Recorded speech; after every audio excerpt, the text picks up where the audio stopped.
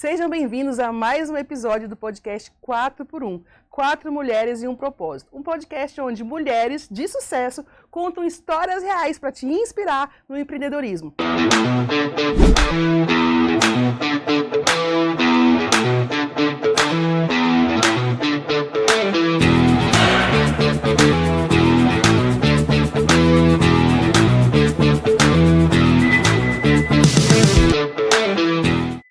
Eu tenho um convite para você. Se você ainda não se inscreveu, se inscreva no canal, siga-nos nas redes sociais e, mais ainda, compartilhe esse conteúdo. Hoje eu estou aqui com as minhas amigas Bianca Fola e Karina Paraíso com uma convidada super especial. Um tema que para nós já é difícil, né, meninas? Dinheiro! Só que a nossa abordagem de hoje é falar sobre finanças para criança. E a nossa convidada é a Clariana Barcelos, do Poderoso Cofrinho. Olha que nome legal. Seja bem-vinda! Obrigada, meninas. Estou amando estar aqui. É muito bom estar entre mulheres, né? Obrigada pelo convite. Imagina. A Clariana, ela é pedagoga. Olha o currículo. Vamos fazer aqui no currículo. Vamos aqui, ó. Pedagoga, administradora, tem MBA em gestão de pessoas e é referência nacional em educação financeira infantil. Será que ela tem gabarito para falar conosco e ensinar para nós como ensinar finanças para as nossas crianças? Então, o convite para você agora, fique atento para você pegar muitos insights e aprendizados para poder educar o seu filho. Que a gente sabe, né, que muitas pessoas não têm, não é cultura do brasileiro a educação financeira. E inserir a educação financeira para as crianças pode criar uma nova geração.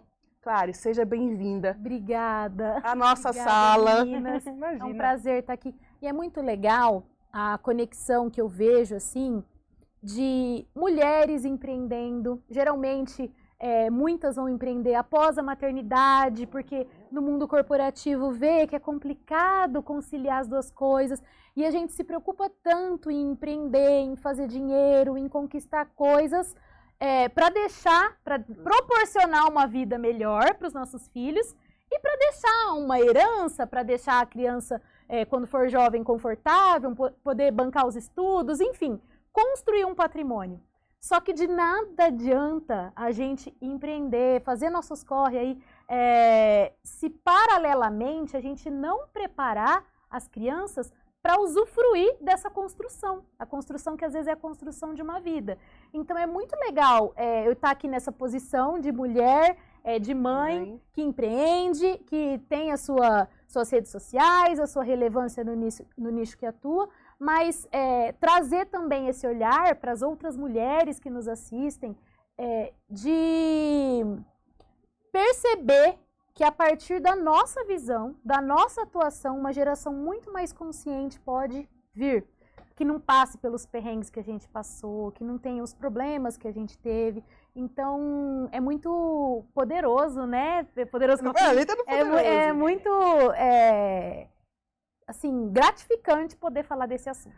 Aí, falando já que você falou do empreender nas mulheres, pedagoga, empreender com educação financeira. Porque empreender, nós empreendemos, né? Um marketing, com gastronomia, com outra...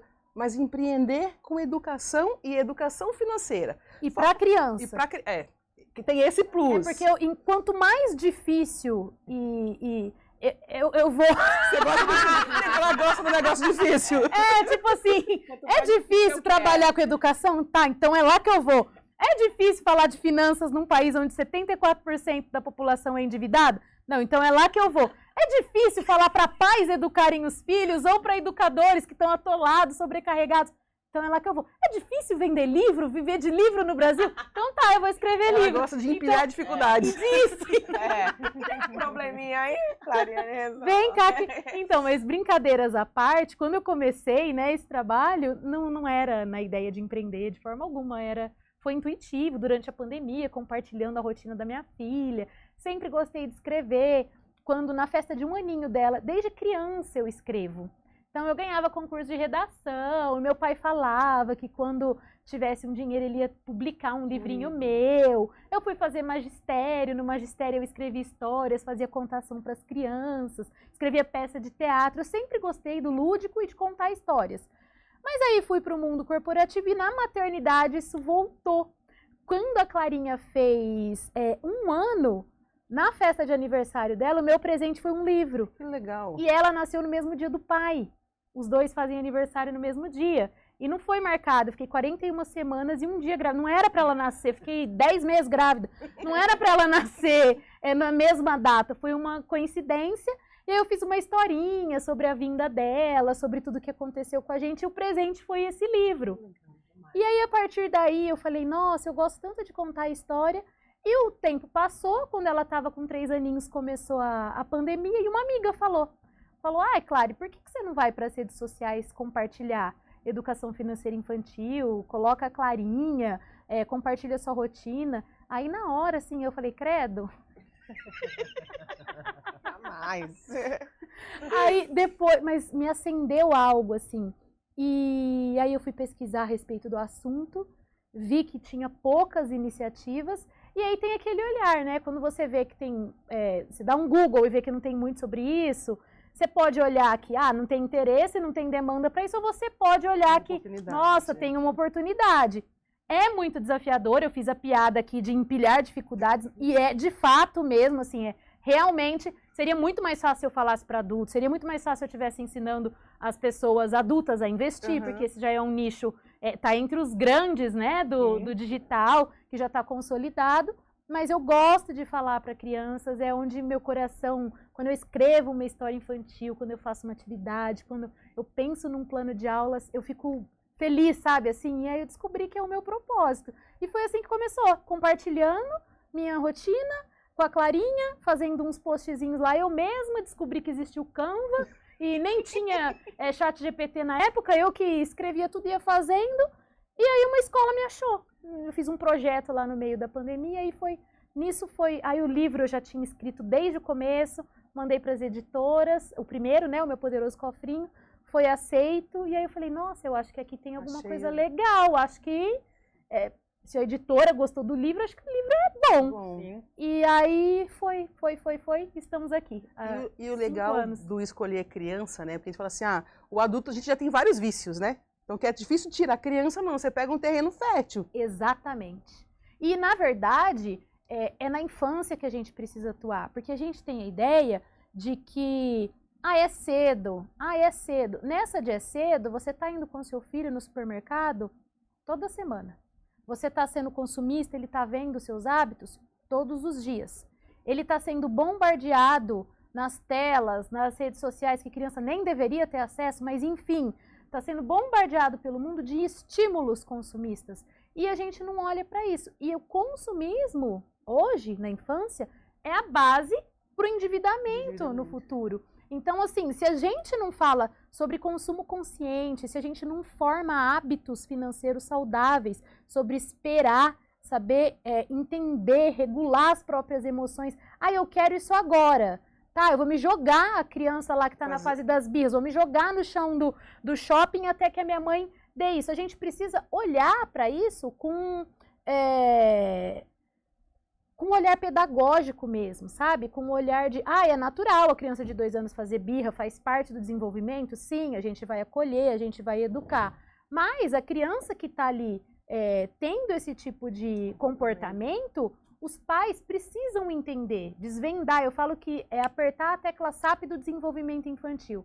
Tá, a criança ficou pedindo, quando você foi fazer um passeio com ela, na história do primeiro livro, a Dedé vai no parque, ela quer comprar todos os balões, ela quer um de cada modelo. Você já viu, né?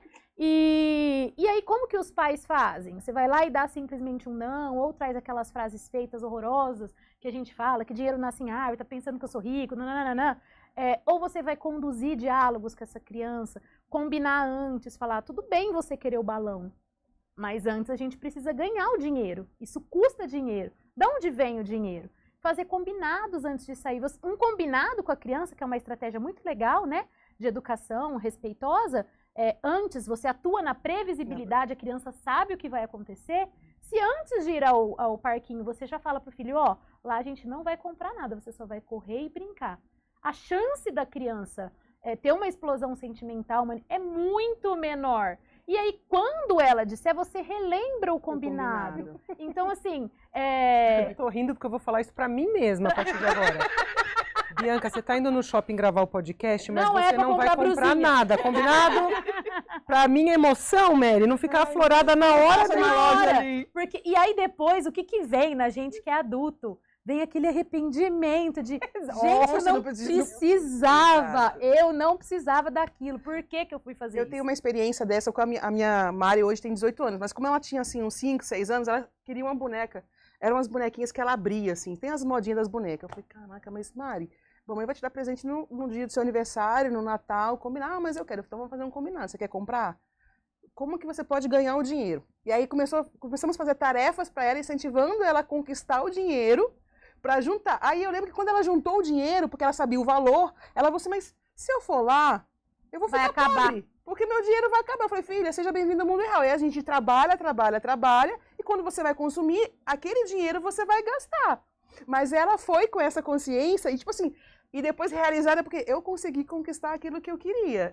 A criança, ela se sente a sensação de vitória, de conquista, quando ela tem que esperar.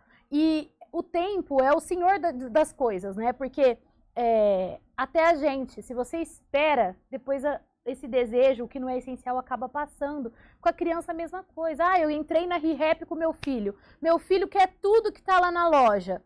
Vamos fotografar tudo que... Hoje a gente não veio aqui para isso, lembra o nosso combinado? Vamos fotografar, fazer uma lista de desejos do que você quer e depois, no seu aniversário, a gente olha essa lista. Na hora que a criança for olhar a lista, ela já esqueceu, ela não quer mais nem saber daquilo. E esse negócio da dor do pagamento, que você deu o exemplo aí da sua filha, dela sentir e não querer gastar, olha que lição valiosa que você deu para ela. Então, assim, a gente, adulto, muitas vezes não entende que se eu tô comprando esse copo, eu tô trocando minha vida, minhas horas de vida, minhas horas de trabalho para comprar algo. Então ela ficou esse tempo todo conquistando dinheiro, com o suor dela, com as estratégias bem conduzidas que vocês fizeram, e quando chegou o momento, ela vou ficar pobre. Ficou com dó, ela falou. Então, aí é mais fácil, né, gastar quando o dinheiro é dos pais. E se a gente não faz isso, a criança cresce sem saber valorizar essas coisas. E é muito necessário. E eu nunca tinha feito essa analogia, mas como hoje, quando eu olho para ela, rapidinho voltei, ela tem essa cultura, porque ela não sei de onde que ela tirou, não. Ela é fã da Apple, né? Então é iPhone, não sei o que ela... Só que ela compra as coisas dele. Eu lembro que ela tinha um pouquinho mais que isso, a gente foi no mercado e tinha vários totens pendurados, iPad, não sei o que. Ela olhava assim, ela queria, e o moço falou assim, nossa, engraçado, na minha época a criança queria brinquedo. Eu falei, ela quer iPhone, ela quer iPad. Só que ela... Eu quero, então ela vai trabalhar, ela junta, ela compra. Eu dei para ela um Mac usado, ela falou assim, mãe, obrigado, mas eu quero um 0, eu quero ter o prazer de abrir a caixa, de tirar o selo. O que ela fez? Ela trabalhou, juntou o dinheiro para ela conquistar. Ela tem esse perfil. Isso, e às vezes a gente pensa assim, nossa, ela quer um Mac, ela não pode ter um Dell, notebook. Isso, um notebook baratinho. Não tem problema, se a gente conduz de uma forma positiva, não tem problema você desejar coisas, você querer algo que talvez seja supérfluo, porque isso tem a ver, precisa ter a ver com quem você é, com seus interesses. Então, para ela gosta disso, desde que caiba no orçamento, desde que ela não use isso como uma moeda para impressionar os outros, para se validar socialmente, e desde que, ao mesmo tempo, ela tenha consciência de que, não posso gastar tudo que eu tenho no MacBook, eu preciso ter algo para o futuro. Tá tudo certo, compra quantos MacBook quiser, faz, entendeu? Desde que haja consciência, inteligência financeira. É legal isso. Eu tive essa consciência com a Lulu, hoje minha filha tem 10 anos, né? Mas eu lembro quando ela era menorzinha, ela pediu uma coisa, não lembro nem o que era na época, eu falei, filha, agora não dá. Aí ela falou, cartão, mamãe, cartão. Aí eu falei, cara, ela já não tá entendendo o valor. Ela acha que o cartão é mágico. O cartão é a mágica, é só passar. Aí, a partir disso, a gente começou a fazer esse propósito e ela vende pulseirinhas, né? Ela vende pulseirinhas para juntar o dinheiro para comprar as coisas dela, né? Mas eu acho que, assim, claro, foi um cuidado que eu e o pai dela tivemos, mas ainda assim, na nossa geração, na população, a gente não tem essa consciência. E eu acredito que muito na sua história, a bagagem em pedagogia, em gestão, te deu toda essa bagagem para auxiliar, né, nesse processo e conseguir direcionar essas crianças. Mas nós, mulheres, mamães, né, o que a gente precisa de desenvolver de competência para ter esse olhar de auxiliar a criança na conscientização com relação ao dinheiro. Você falou um pouquinho, né, dessa questão de saber, né, quantidade, dar valor, mas tem questões emocionais, o que a gente pode trazer ali para elas? Bom, a primeira coisa de tudo na vida, né, é o autoconhecimento. Então, assim, a mamãe que vai para terapia entende que às vezes ela age de forma impulsiva nos gastos, ela compra compulsivamente por uma questão emocional e entende de onde veio essa questão. Para cada pessoa é um tipo de gatilho.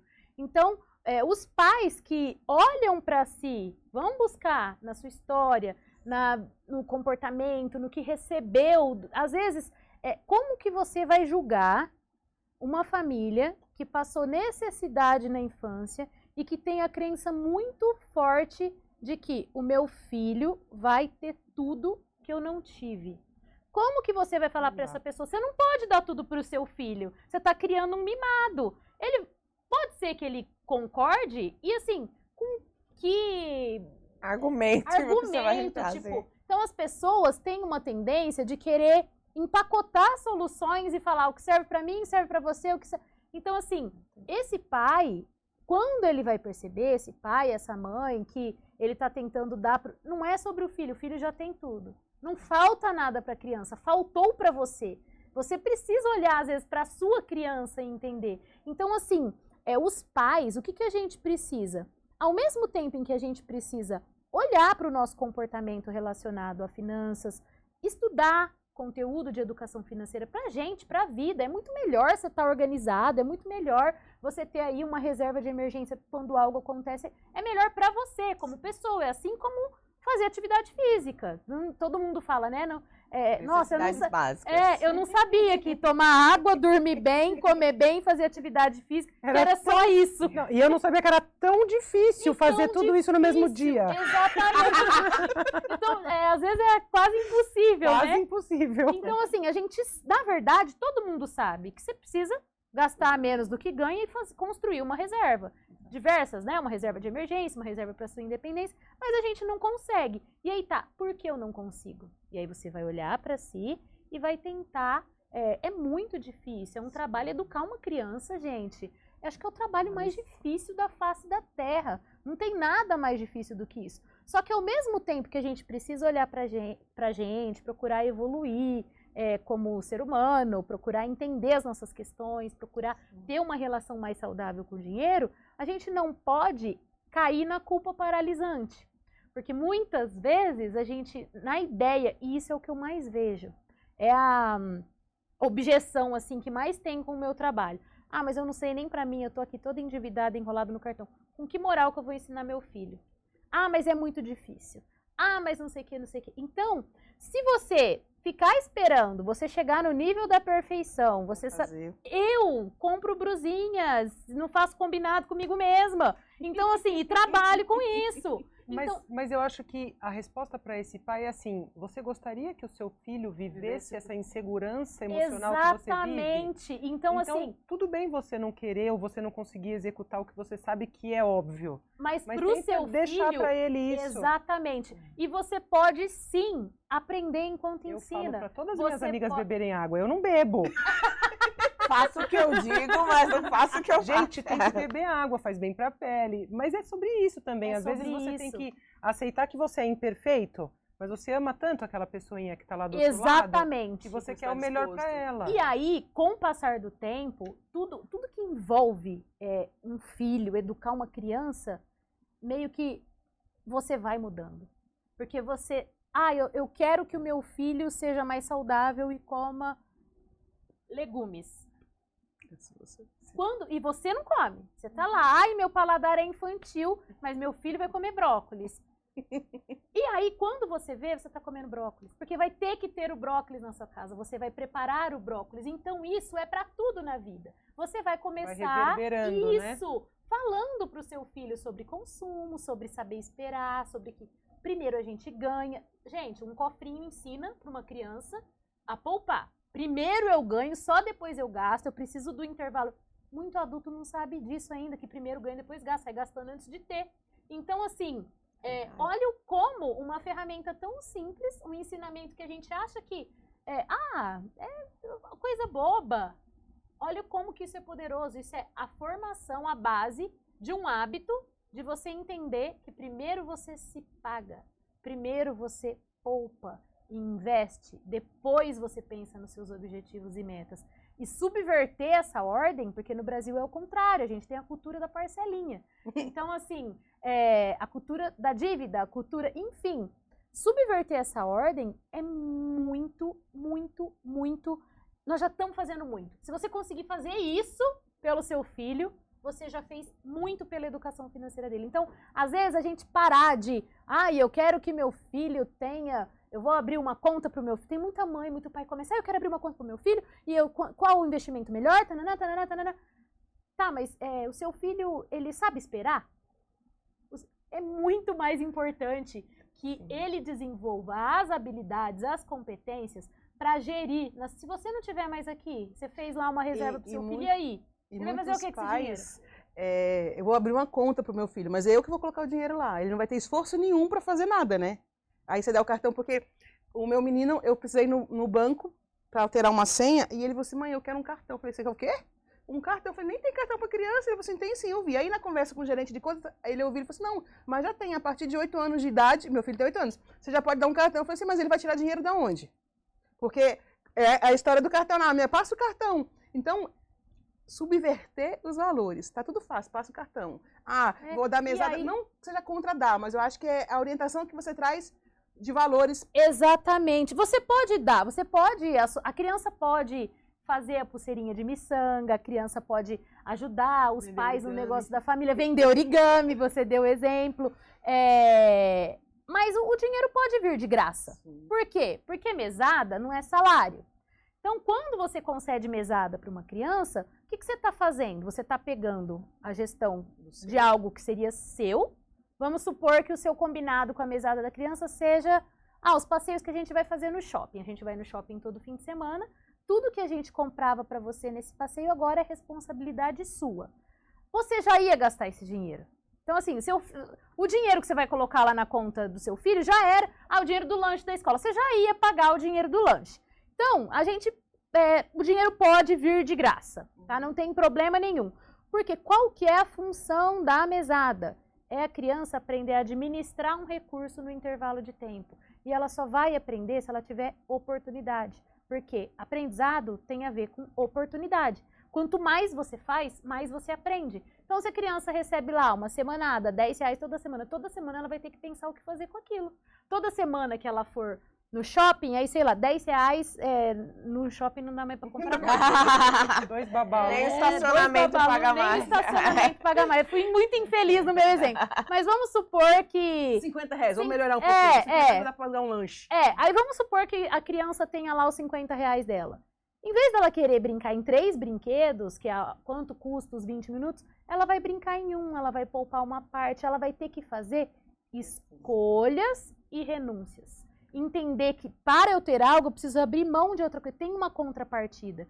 Então, a função da mesada é justamente a de ensinar a gerenciar. A função da mesada não é ensinar a entrar no mercado de trabalho. Clary, mas para mim é inconcebível, e eu escuto isso de muitas famílias, que meu filho ganhe dinheiro de graça, porque eu acho que tem que ter um esforço. Tudo bem, não tem problema nenhum. Você pode condicionar alguma coisa, pode remunerar por algumas atividades, desde que isso não se transforme em barganha e que você não passe a comprar o comportamento dos seus filhos. Então tem muita, e viraliza isso, gente. Eu faço um trabalho aí de tanto... relei no microfone.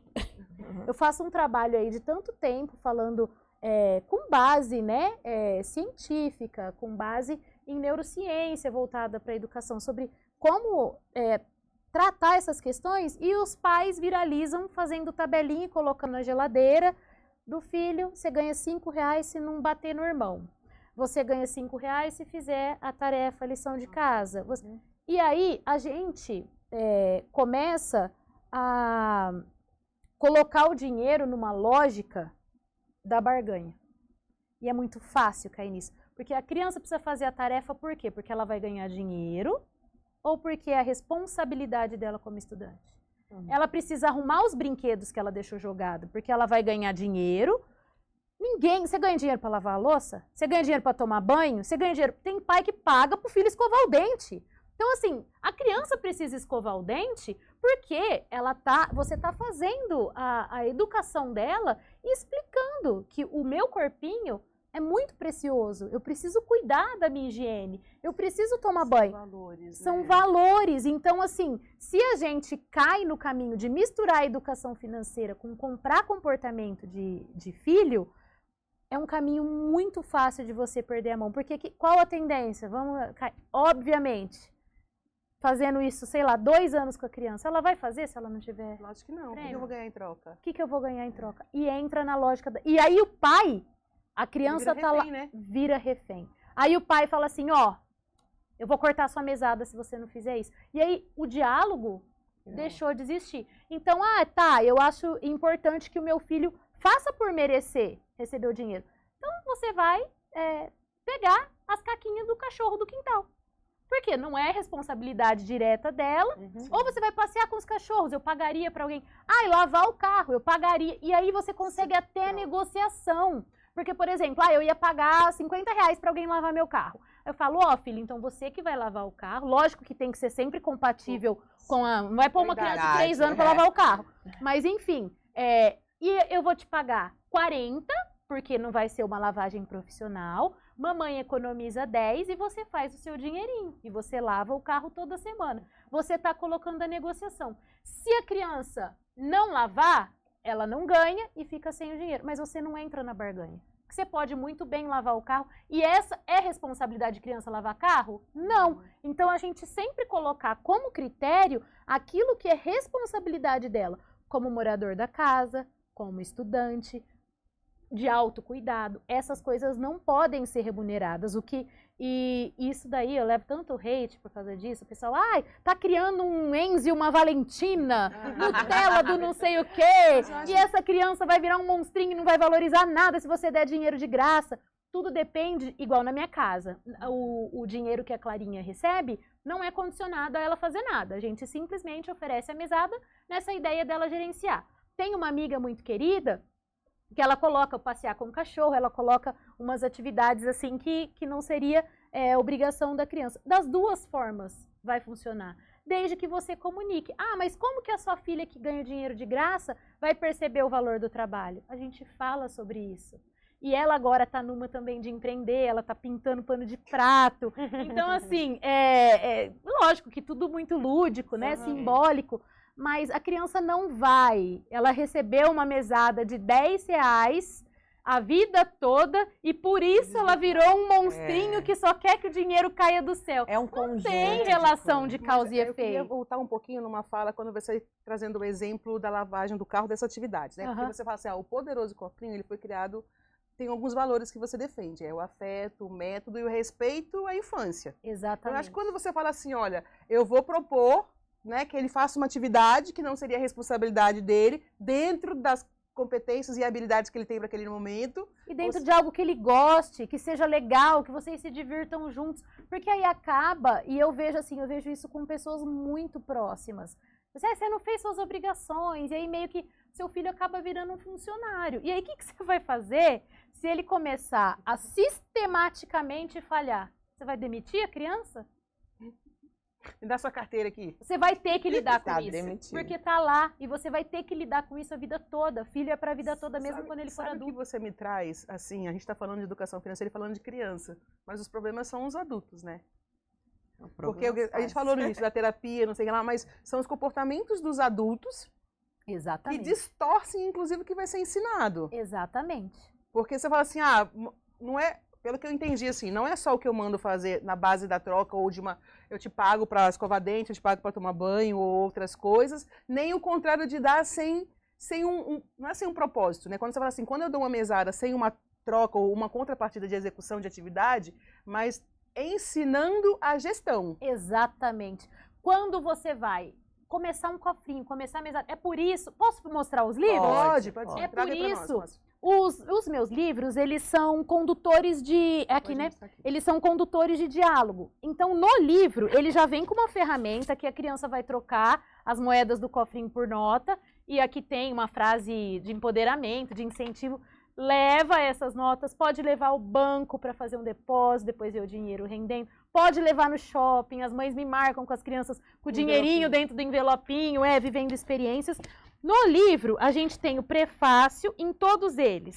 O prefácio dedicado aos pais de como conduzir e iniciar.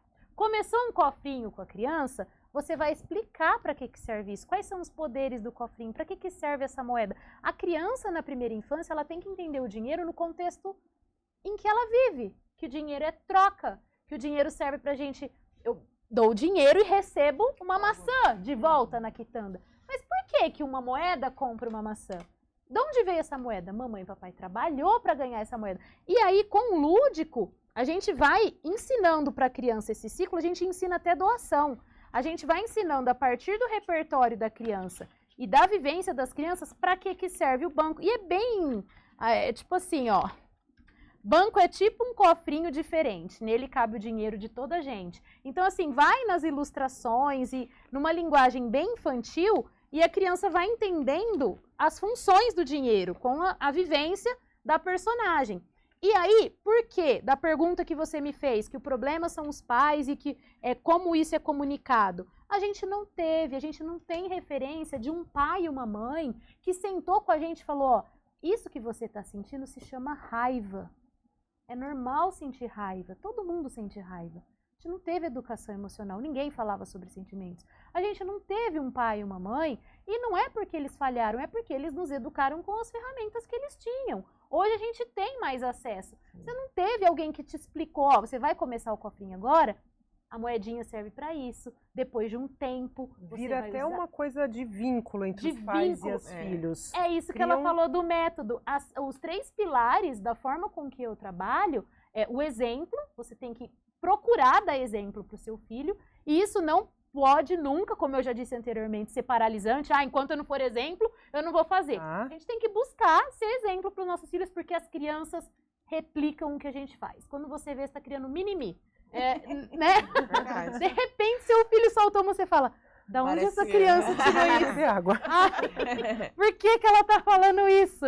Enfim, exemplo, diálogo. E para conduzir os diálogos, nada melhor do que histórias, ludicidades, e vem pronto aqui. E vínculo afetivo. Então, quando você constrói um vínculo muito forte com a criança, isso você não perde. Isso é comprovado cientificamente quando a gente fala de educação. O afeto na primeira infância é o ingrediente mais importante para o aprendizado. Qual professor você se lembra? Daquele que te ensinou muita coisa de educação física. Daquele que te ensinou muita coisa ou daquele que era muito gente boa. Não, da pessoa física. Entendeu? Quem era a pessoa do como... afeto.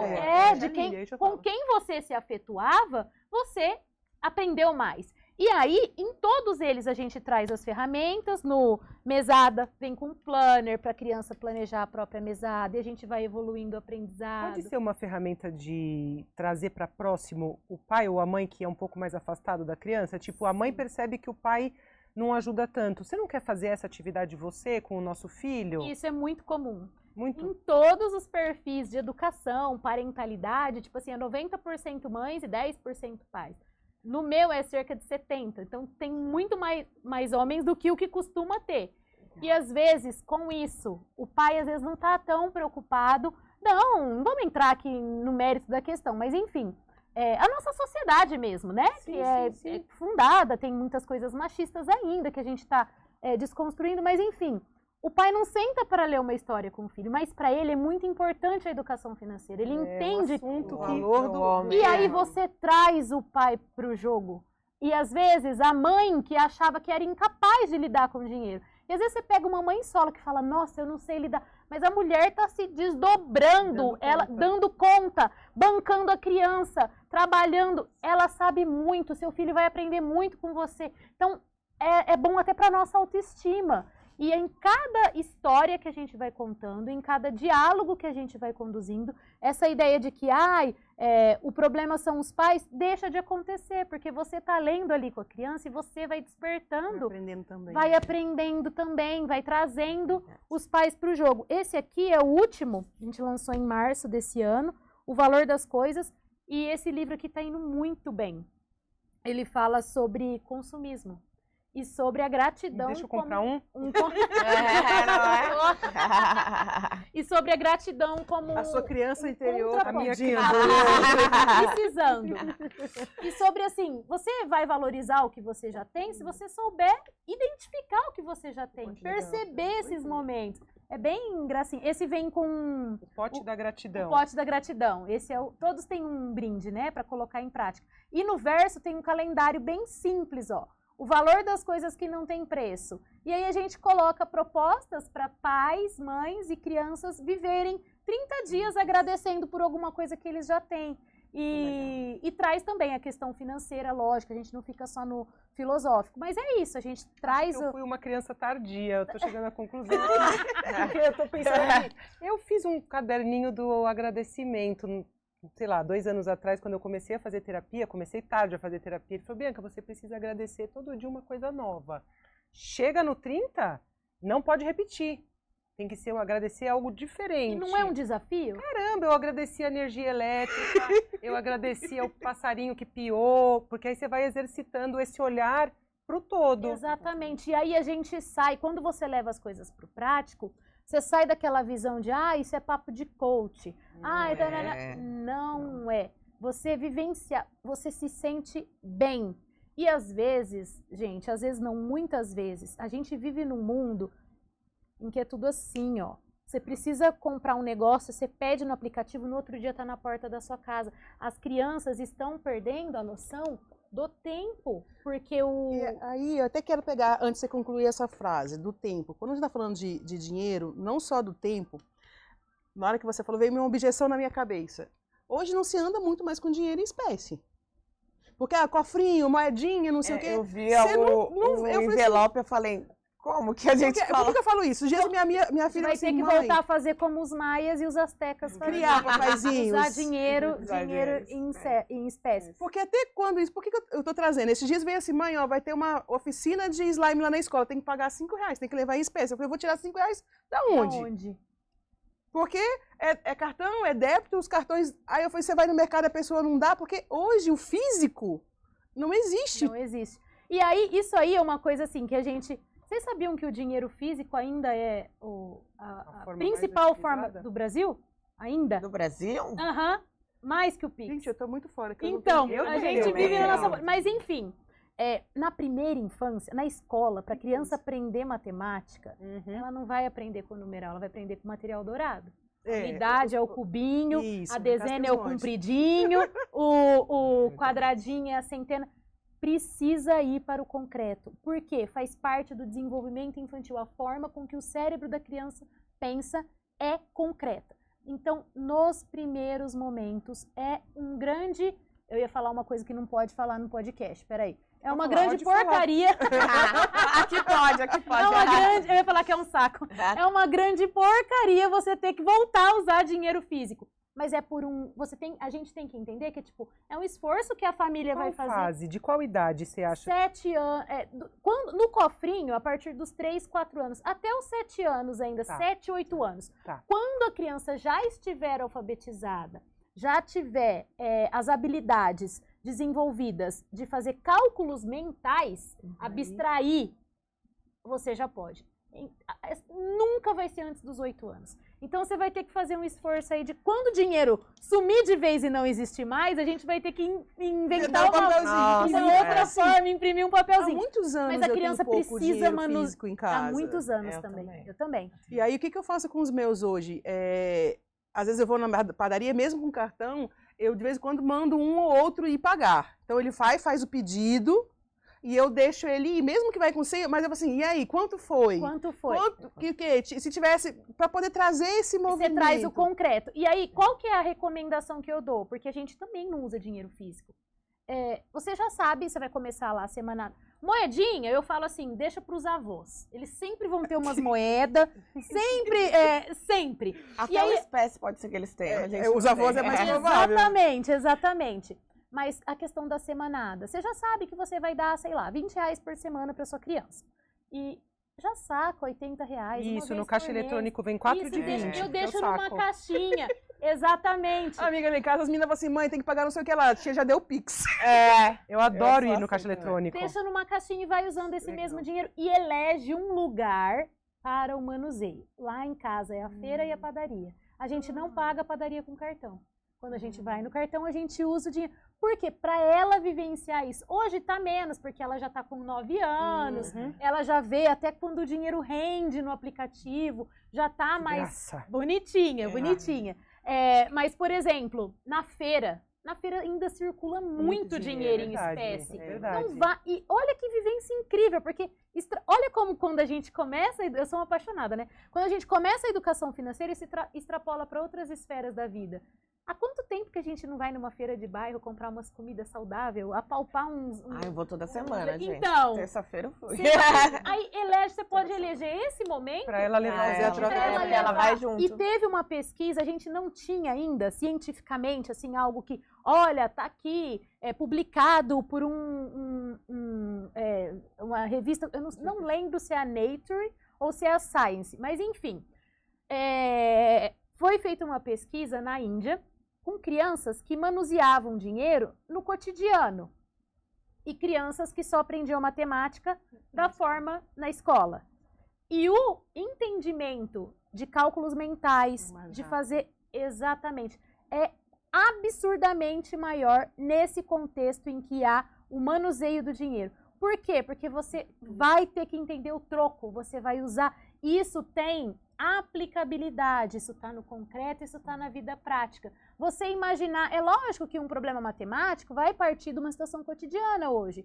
A gente tem esse olhar nas escolas.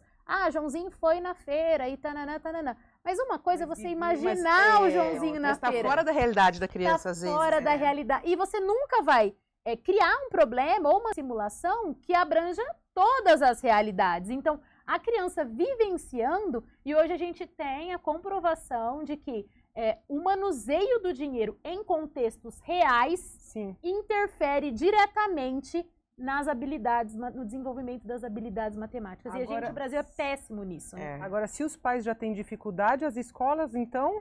As escolas é um desafio. A gente está avançando bastante, tá? A gente tem a educação financeira, ela foi incluída em 2020, era para ter acontecido, mas aí veio a pandemia, e aí os índices de alfabetização caíram e foi protelando, mas ela já está na BNCC. BNCC é a Base Nacional Comum Curricular, que é o documento que rege o que as crianças vão aprender em sala de aula. Ela já está como algo que precisa ser abordado, é obrigatório o conteúdo, mas de forma transversal. Ou seja, não tem lá um dia em que vão aprender educação financeira. Isso acaba ficando delegado ao professor de matemática. E muitas vezes a educação financeira é confundida com matemática financeira. E uma coisa, a criança ela vai aprender a tomar decisões, a pensar sobre consumo, a viver em sociedade, quando a gente fala de educação financeira. A matemática, voltada nesse contexto, ela é importante, mas às vezes muita gente nas escolas coloca assim... uma nota de 20 é igual a quantas de 10? Paridade. É importante saber paridade? Sim, é um conhecimento matemático válido. Mas para a gente dizer que é educação financeira, você tem uma nota de 20. O que você pode comprar com isso? Se você comprar isso, o que você vai ter que deixar de fazer? Quanto tempo você leva para ganhar esse dinheiro? Essas questões que envolvem decisões, comportamentos e hábitos, dilemas, porque às vezes não tem certo e errado. Às vezes... a banana tá mais barata, mas você não come banana. Banana não dá pra pôr a criança que é alérgica. E o leite tá mais barato do que, sei lá, outra coisa, do que o suco. E qual decisão você vai tomar? Você vai só pelo mais barato? Você tem que considerar o seu contexto. Então, esses dilemas a gente não trabalha em problemas matemáticos, porque a matemática é exata. Então, assim, a gente foi no supermercado e comprou 10 bananas e 5 maçãs. Quanto que deu? Quanto de dinheiro foi preciso? Isso é uma conta, é um problema matemático. Não poderia ser com dinheiro, poderia ser com pedrinha de qualquer coisa, entendeu? Quando a gente fala de educar financeiramente, a criança precisa entender para que esse dinheiro serve, para onde ele vai, como ele é gasto, quais são os impactos em um contexto do dinheiro, na sua função social, de escambo. nas relações do consumo, do planeta, da sustentabilidade, da cidadania, é muito mais abrangente. Então, a nossa luta agora é levar a educação financeira para as escolas como uma das habilidades que precisam ser desenvolvidas, né? De maneira leiga, como uma disciplina obrigatória. A né? gente teve uma convidada antes que falou sobre a possibilidade de ter algo jurídico como uma base de formação também, né? Que ela falou da importância exatamente. de não se arrepender de ter estudado o direito antes de ter feito a transição de carreira. Talvez a educação financeira esteja um passo à frente. Talvez o próximo seja, mesmo que de forma transversal, exatamente. ter essa coisa. E, na verdade, isso daí, quando a gente fala, a gente precisa sim de filosofia, muito. A gente precisa sim saber física e química. Eu não vou usar isso na minha vida para nada, mas a humanidade chegou até aqui. Você precisa entender o contexto, ter a base. Mas a gente precisa também educar para a vida. Então, você não pode sair da escola sem conseguir ler um contrato para saber se você está sendo lesado, ludibriado. Exatamente. Então, assim, a gente falha em preparar os alunos para a vida. Mas então a escola vai ser utilitarista, a escola só vai formar empreendedores, a escola só vai ensinar profissão, só vai formar para o capitalismo, para a mão de obra. Gente, pelo amor de Deus, existe um caminho do meio termo em tudo. A gente precisa, sim, educar as crianças e os jovens para a vida, para estar preparado. E quando a gente fala de dinheiro, eu não sei como que eu sobrevivi. Porque, assim, tipo, você só vai aprender a mexer com dinheiro no seu primeiro emprego quando você tem 18 anos de idade. É absurdo num nível que não dá para entender. E aí, falando um pouquinho de escola, há um tempo atrás apareceu para mim uma moça falando sobre educação. E ela, não era exatamente sobre finanças, mas ela falava assim, que, acho que se não me engano é na Suíça, ela fala assim, não é todo mundo que tem que ir para a faculdade. Porque o que ela trouxe assim, às vezes o pai acha de onde ele vem, que todo mundo tem que fazer uma faculdade. Ela falou assim, o que nesse país eles fazem? Eles vão acompanhando as crianças, vão fazendo provas ao longo do caminho. Aí eles criaram tipo réguas de conhecimento. Então, quem tira até essa nota, ela fala assim, esse cara aqui não é acadêmico, então não adianta eu levar a carreira dele para a faculdade, porque ele não vai ser um bom profissional. E aí eles vão fazendo o nível. Eles esse aqui foi melhor de texto, tirou nota mais alta, então esse aqui tem mais um perfil acadêmico. Porque a gente precisa dos estudiosos. E é olhar a educação não como um caixote em que você encaixa as pessoas, mas do ponto de vista de ser flexível. Qual é o perfil? Todo mundo tem que ter um nível de conhecimento. Tem estudantes que vão ser economistas, vão ser pesquisadores, outros vão ser empreendedores. Então, nesse contexto que a Mari trouxe antes de ter o direito, eu acho que trazer de forma global um repertório cultural, falar sobre empreendedorismo, falar sobre direito, falar sobre educação financeira, não sobre matemática financeira só, traz para a escola e para as crianças um repertório diferente. Emocional, artes. Tem gente que vai... como a gente vive sem arte, Quantas vezes a gente fez desenhozinho de pintar na escola, né? Abstrato, hoje não vê. E às vezes você faz aquilo odiando aquilo. Então, assim, esse negócio de conseguir direcionar o potencial de cada um, já pensou quão incrível seria né? Se a gente conseguisse chegar nesse patamar? A gente dá liberdade de escolha para as crianças. Porque quando você traz esse contexto, talvez eu nunca vou querer mexer com dinheiro físico, mas eu vou saber mexer bem com cartão. Se vai ser o Amex, se vai ser o Daire, se vai ser no outro. É um desenvolvimento da sociedade como um todo. Mas é um pouquinho de cada vez, né? Sim, mas aí é um desenvolvimento da sociedade como um todo. A gente vai dando pequenos passinhos, né, no sentido da educação de uma forma menos direcionada para a universidade.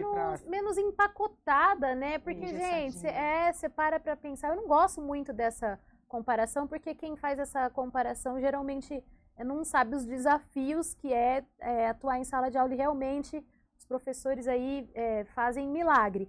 Mas assim, se a gente for parar para pensar, o mundo há 100 anos atrás, como era e como é hoje, e o paralelo da sala de aula, e assim, é a mesma coisa. A carteira, a mesa, enfileirados, uma lousa. É assim... Há centenas, né? E não mudou. Só que ao invés de lousa era uma pedra. Exato. Uma pedra, né? Mas, assim, já foi verde, preto, agora às vezes é um branco de canetinha. E não mudou tanto. E aí eu vi esses dias, eu vi faz bastante tempo, inclusive até viralizou, vocês já devem até ter visto, que quando em grandes filmes, locações, eles precisam encenar um presídio, adivinha que tipo de lugar eles pegam? Caraca, não. Parece um presídio, né? Parece um Pra presídio. tirar as carteiras. Para fazer filmagem, Verdade. eles usam uma escola, pega uma escola num período de contraturno para fazer a gravação. Então, assim, a gente está enjaulando as crianças. Criança está de verde, criança precisa brincar na terra, criança precisa desenvolver seu potencial. E muita gente é contra a educação financeira por isso. Fala, a criança tem que brincar. A criança não tem que falar de dinheiro, porque dinheiro é uma coisa Pra adulto. para adulto, é muito utilitário, não é algo... A gente não vai falar de investimento com criança pequena, a gente vai pô-las para brincar. Vai falar em CDB, Exatamente. lúdico, É o comportamento, o dia a dia. Ela vai negociar com um amiguinho, ela vai conversar, entender que o brinquedo dela tá quebrado. Quando tá quebrado, eu não posso doar para alguém. Não, essa roupa não me serve mais. Eu posso doar, a gente pode fazer um brechó, enfim, todas essas possibilidades. É na infância, no brincar, é de maneira leve. Sim. Mas aí, de modo geral, a gente está falando, você falou dos desafios dos professores, da escola. Como você vê no Brasil, em termos de educação, o ensino de educação financeira? Boas perspectivas? Ai, a gente, ó, esse ano, na Bet Educar, que é a maior feira de educação e inovação da América Latina, não é nem do Brasil, o tema que estava mais em alta, que aparecia em quase todos os estandes, adivinha qual era? Educação financeira. Educação financeira. Então, assim, tanto que eu tô aqui, tanto que eu tô sendo, eu tava falando para vocês, eu saí da bolha de falar com escola e com professor para falar para mais gente. A gente tem, eu tô com uma coluna na revista Crescer, então, assim, só fala para pais. Então, eu acho que as perspectivas são realmente muito boas. Só que ao mesmo tempo em que são boas, a gente ainda tem muito que caminhar, muito. Porque você pega um grande influenciador, uma pessoa reconhecida no nicho das finanças para adultos, o tamanho, e o nosso, que a gente é bem menor e ainda assim somos as maiores do nicho. Sim. Então, assim, a gente tem muita coisa para fazer ainda, muita coisa, e eu quero ser a voz, uma das vozes, né, que vai levar essa conscientização, trazer o assunto para a pauta e sempre com muito respeito à infância, que eu acho que quando a gente fala de educação, a gente precisa, o centro de tudo é a criança. Se você precisasse convencer alguém que estivesse te assistindo da importância dessa educação financeira com os filhos, como que você terminaria essa conversa nossa, assim? Falar no olho do olho da mulher que está lá te ouvindo, do pai que está te ouvindo. Eu falo assim, eu vou falar uma frase que eu ouvi, que não existe ausência de educação financeira. Quando você acha que você não está educando, alguém está fazendo isso por você. As redes sociais, o coleguinha, a escola, de maneira errada, assim, quando não está no currículo. A criança está aprendendo, quer você queira ou não. E educação é intencionalidade. Se você é mãe e você é pai, você precisa ter a intenção de que seu filho tenha uma boa relação com o dinheiro. Porque se você não olhar para isso, ele vai aprender de forma errada e torta, como a gente aprendeu, passar perrengue na vida adulta. Então é isso. Não existe ausência de educação financeira, existe a boa e a má, porque você está sendo educado pelo meio, mal educado muitas vezes. Mas não caia nessa de que eu posso deixar para depois. Eu posso deixar para depois. Isso não é importante. Se você não falar, você está sendo negligente. E alguém vai fazer no seu lugar. Então, se você quer que a educação financeira da sua criança seja uma educação que ele desenvolva a inteligência financeira, seja algo para a vida, que vai trazer bons comportamentos, bons hábitos, educar para a prosperidade, faça você. Porque se você deixar que o mundo lá fora faça, que outras pessoas façam, vai cair no consumismo, vai cair no endividamento, porque o mundo hoje é isso. É verdade. Vamos para um bate-bola final, então? Vamos. Claro, vamos lá. Se você pudesse falar um livro ou um recurso que te inspirou a trabalhar com educação financeira, o que seria? Nossa, eu gosto muito. Um livro ou um recurso? Isso. Eu gosto muito, não tem nada a ver uma coisa com a outra, mas eu gosto muito daqueles cards, eu não sei se vocês já viram. cartinhas de desafios todo dia. Sim. E eu tenho um muito incrível, inclusive a gente está lançando um agora, de educação financeira, de mindfulness. Então, todo dia antes de dormir, você tem que fazer uma atividade. Aí respira, sente a barriguinha encher, fica no agora. Aí no outro dia... Então, eu acho que esses recursos práticos de vínculo afetivo, de você ler para a criança, a entonação da sua voz... O que me... Você falou recurso, né? Ou livro. Mas é um recurso. A literatura infantil... Eu vou juntar as duas coisas. A literatura infantil em família, você lê um livro antes de dormir, todos os dias. Isso eu acho que me inspirou a fazer meu trabalho. Por isso que eu fui para os livros. Porque é uma forma... É um momento único de vínculo, a criança tá ali, ela tá atenta, ela pede pra... ela não quer dormir, aí ela pede pra você contar 50 vezes a mesma história, você nem sabe se é pra te enrolar ou se é pela história, mas é um momento de muito vínculo, assim, e que me inspirou e me inspira a continuar fazendo o meu trabalho. Muito bom. E teve algum erro que virou um aprendizado que você... Ai, um monte. Nossa, esses dias aí, não faz nem um mês, a Clarinha quis comprar uma mochila de capivara, porque agora tudo é capivara. E aí ela tinha R$170 e esse era o dinheiro que ela ia gastar, porque a gente já tinha separado a parte que ia pro banco, tananã, tananã.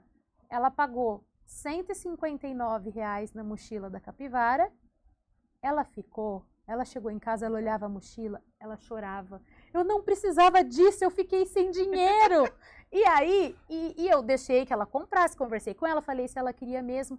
E esse erro foi uma das coisas mais potentes que aconteceu com a gente, porque eu nunca tinha tido um desafio com ela. Tudo que eu falo é com base nos desafios que os pais têm e que eu vou falando, faz dessa forma, eles vão me dando feedback. Porque a minha filha mesmo, ela é muito assim, eu não tenho uma criança nem muito gastadeira e nem muito mão de vaca. E aí nesse momento ela sofreu. E aí eu falei, gente, a primeira decepção dela com a brusinha, o primeiro arrependimento consumista. E aí eu levei pro outro lado, sabe? Para ela não interpretar essa questão aí como, nossa, eu não posso mais gastar. E aí eu vi que ela tava com um apego muito grande no dinheiro. E eu falei, filha, mas você gostou dessa mochila? Você não falou que tinha amado? Mas agora eu olho pra ela, eu não gosto mais. Ai, gente. Ela enxergava na mochila o dinheiro que tinha ido embora. E a gente ressignificou isso. Eu falei, olha, você vai usar essa mochila. Ela é bonita, você gostou. Mas das próximas vezes, aí o que o meu marido fez? Que o meu marido é muito mais assim que eu, com essas questões. Ele é o pão duro lá de casa, eu só... E aí ele falou assim, vamos ver quanto custaria uma mochila igual essa na internet? Aí ele achou por R$99. E aí ele falou, tá vendo, se você tivesse pesquisado, se você tivesse pensado melhor, você foi no shopping para comprar a mochila, você sabia que você podia gastar o dinheiro. E aí ele foi por esse lado e eu fui pro, tudo bem errar. Você comprou a mochila, mas agora você já comprou, ela não é sua? Vamos usar essa mochila, vamos tirar foto com essa mochila. Então, assim, esse é um erro. E erros na vida, assim, na hora que eu vejo, eu preciso me segurar. E por quê? Porque eu era aquela criança que se responsabilizava pela situação financeira dos pais, que não queria gastar para não sobrecarregar. A irmã mais velha que ficava pensando, se meu pai comprar essa bolacha mais cara, compra baratinha mesmo. E aí depois, quando eu tinha meu dinheiro, eu falava, não, agora, meu filho, agora é só coisa boa. Então, assim, nossa geração eu sou essa pessoa e eu preciso revisitar essa pessoa, errar como essa pessoa para poder não é nem me corrigir, para poder construir essa relação um pouco mais saudável, assim. Então, nossa, se a gente for... Esse erro que eu falei agora é de um mês atrás. Se for pegar, eu tenho um monte. E é legal, assim, que ela fala, quando eu olho, não é sobre educação financeira só, é sobre relações, né? Exatamente. Porque é o relacionamento pai e filho, é os filhos com finanças, é o contar uma história. Então, é muito mais social do que propriamente econômico, vamos falar assim, né? Exatamente. E tudo que envolve educação é assim, se não for, não tem sentido. Não faz o nosso coração vibrar, não funciona, né? A gente tem aí até pais separados que falam, nossa, mas aqui eu educo e lá deseduco. Fiz um vídeo esses dias, fiz um post. E às vezes, pela educação financeira, gera uma conexão. De uma relação que estava tipo, totalmente fragilizada. Eu vou começar a dar mesadas. Então, quando for com a criança em tal lugar, não compra tudo para ela porque eu tô buscando. E aí cria um canal. vínculo. Isso. Às vezes não volta o vínculo, às Não, vezes mas é muito outro tipo de vínculo. Exatamente, um outro tipo de vínculo. Muito legal. É isso. Uma mulher que te inspira. Ai, uma mulher que minha mãe. As mamães. Mamães são inspirações, Minha mãe, né? minha Mamãe tem... Mas eu gosto muito também da Viola Davis, eu gosto gosto muito. também. Tem muitas mulheres inspiradoras, né? Sim. Esses dias eu tava vendo um vídeo da Fernanda Montenegro, eu chorei assim, nossa. Então tem muitas mulheres, mas assim, a minha mãe, porque é uma história incrível a dela. Tá.